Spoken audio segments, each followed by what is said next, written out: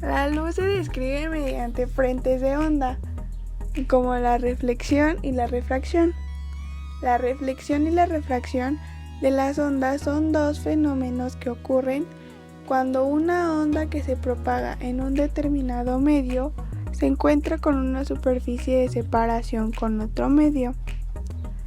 Se denomina reflexión de una onda al cambio de dirección que experimenta ésta cuando choca con otra superficie lisa y pulimentada, sin cambiar de medio de propagación. Si la reflexión se produce sobre una superficie rugosa, la onda se refleja en todas direcciones y se llama difusión.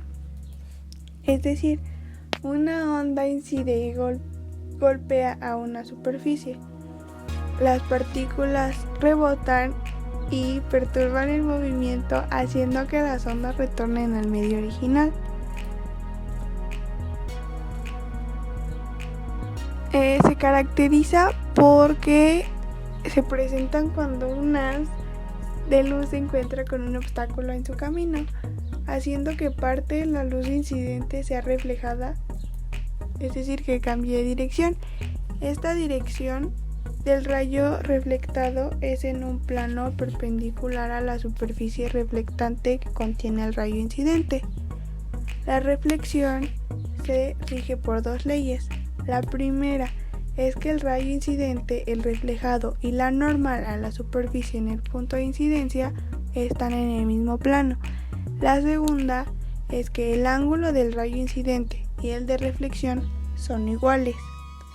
En la reflexión no cambia la velocidad de la onda, ni su frecuencia, ni su longitud de onda. Una superficie se comporta como especular cuando las imperfecciones en su superficie son más pequeñas que la longitud de onda de una luz incidente. Una reflexión especular ocurre cuando los rayos luminosos que caen sobre una superficie reflectora muy plana son reflejados de modo que el ángulo incidente es igual al ángulo reflejado. En la reflexión hay tres elementos: el rayo incidente, la línea normal o perpendicular a la superficie y el rayo reflejado. El rayo incidente parte del rayo que va desde el punto de origen a la superficie de un cuerpo que lo refleja o refracta. La línea normal es un vector que es perpendicular al plano de esta superficie. Y el rayo reflejado sigue una dirección y velocidad distinta al rayo incidente. El ángulo de incidencia al que forma la normal con el rayo incidente y ángulo de reflexión al formado por la normal y el rayo reflejado.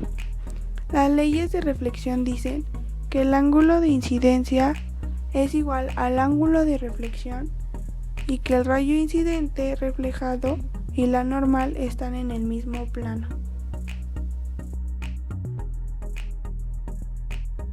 Un ejemplo impresionante es un radiotelescopio, que es una parabólica que refleja ondas de radio muy débiles del espacio exterior para enfocarlas en un detector. Lo mismo lo ocupan las antenas parabólicas para la recepción de señales satélites para ver la televisión. Una aplicación también podría ser con ondas sonoras en el sonar, empleado en la navegación y la localización de objetos en el mar. El eco también es un fenómeno familiar.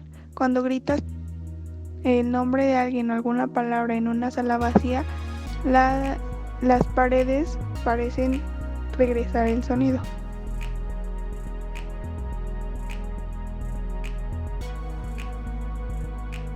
¿Qué es la reflexión de la luz? La luz es uno de los elementos más llamativos pero complicados, si tenemos en cuenta que la vemos cotidianamente. Es por esto que científicos de todas las épocas se preguntaron cómo funciona y así llegaron al concepto de refracción de la luz. La refracción ocurre cuando la luz se dobla al pasar de una sustancia transparente a otra, al igual que otras ondas como el agua y el sonido.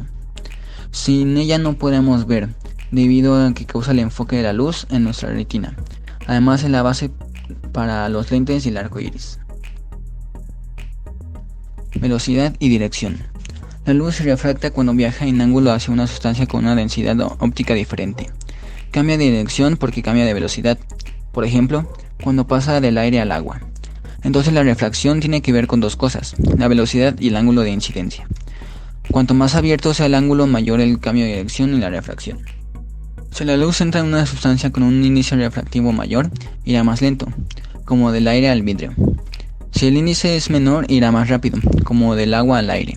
La lentitud implica mayor refracción. Del mismo modo, si el rayo de luz pasa de un medio más denso a uno menos denso, será refractado alejándose de lo normal, y por tanto el ángulo de incidencia será menor que el de refracción. Isaac Newton fue uno de los primeros científicos en estudiar la refracción de la luz. Para esto creó un prisma de vidrio con el que reflejaba la luz de la ventana al otro lado del cuarto. De esta manera, a través de la refracción demostró que la luz blanca está hecha de todos los colores del arco iris. Los colores se separan al pasar por el prisma porque la luz está compuesta de ondas y algunos colores tienen un largo de onda diferente a otros. Esto hace que su índice de refracción en el vidrio sea diferente, y por tanto se separen y se refracten de manera diferente. El arco iris. Este fenómeno estudiado por Newton es lo que determina la formación del arco iris. Cada color se refleja gotas, determinando los colores que vemos en el cielo. Entonces, ¿por qué si las gotas descomponen la luz en diferentes colores los vemos en franjas? Esto es porque solo vemos un color por gota. Dependiendo de la distancia de la gota a nosotros, es el color que nos mostrará. Los que están más lejos enviará el color rojo a nuestra vista y las que están por debajo del resto de los colores dependiendo de la distancia. La refracción es un proceso sumamente importante porque permite el aumento en los lentes, para quienes no ven correctamente y necesitan usarlos, además del hermoso fenómeno del arco iris. Todo nuestro proceso visual está basado en la refracción y el doblamiento de la luz.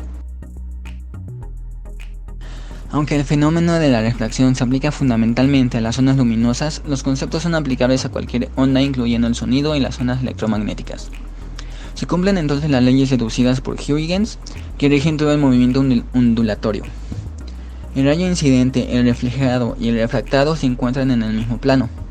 Los ángulos de incidencia y reflexión son iguales, entendiendo por tales los que forman respectivamente el rayo incidente y el reflejado con la perpendicular a la superficie de separación trazada en el punto de incidencia.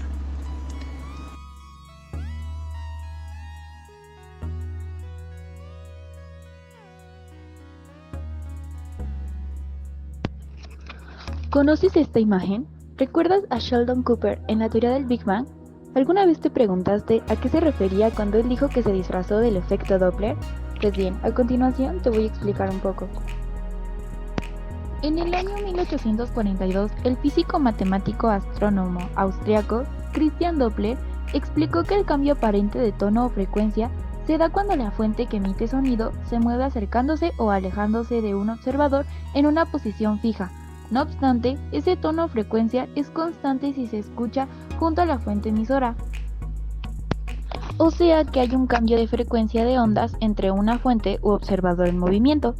Las ondas sonoras se propagan en el aire.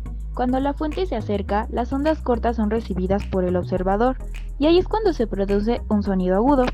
Y cuando se alejan, reciben las ondas largas, es decir, que se produce un sonido más grave.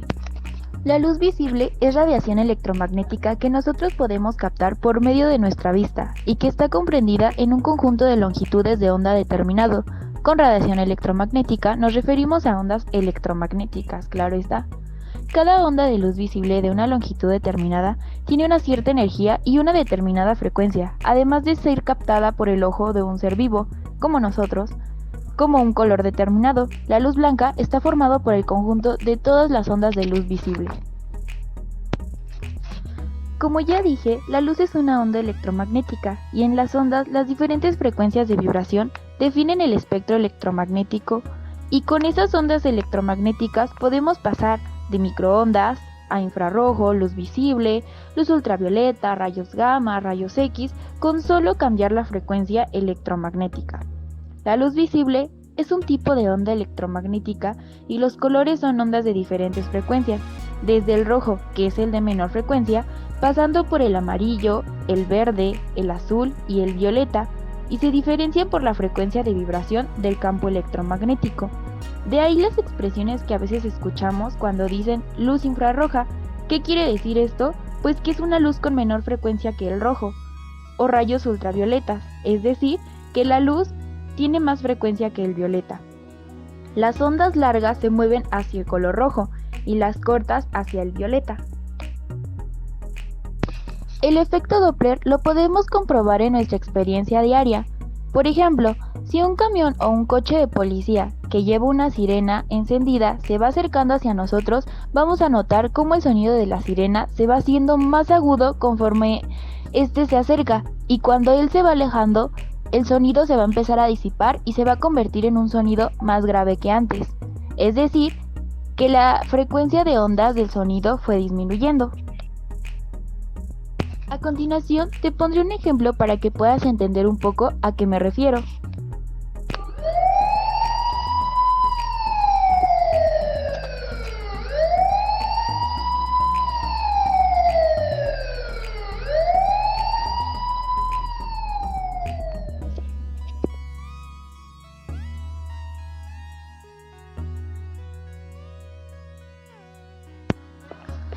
Más allá de tratar de explicar los cambios de las ondas del sonido, puede tener aplicaciones importantes, como en la astronomía. El efecto Doppler sirve para calcular la velocidad a la que las estrellas y las galaxias se están acercando o alejando de la Tierra.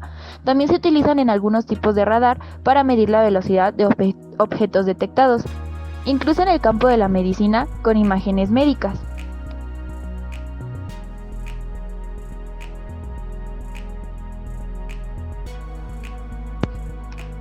La reflexión de la luz es un fenómeno natural que observamos a diario en nuestra vida al punto de percibir los colores gracias a ella. La reflexión y refracción son de gran importancia no solo en la física sino en la vida. Por ejemplo, en la transmisión de información a través de fibra óptica, debido a la reflexión de la luz en este medio. En la construcción de lentes, ya que cuando ésta se minimiza la reflexión de rayos reflejados es máxima y por lo tanto más luminosa. El efecto Doppler es un fenómeno físico donde un aparente cambio de frecuencia de onda es presentado por una fuente de sonido con respecto a su observador cuando esta misma fuente se encuentra en movimiento. Se puede ver en algunas ondas sonoras. Esperemos que el video ayude a comprender fenómenos cotidianos de la vida. Gracias por ver.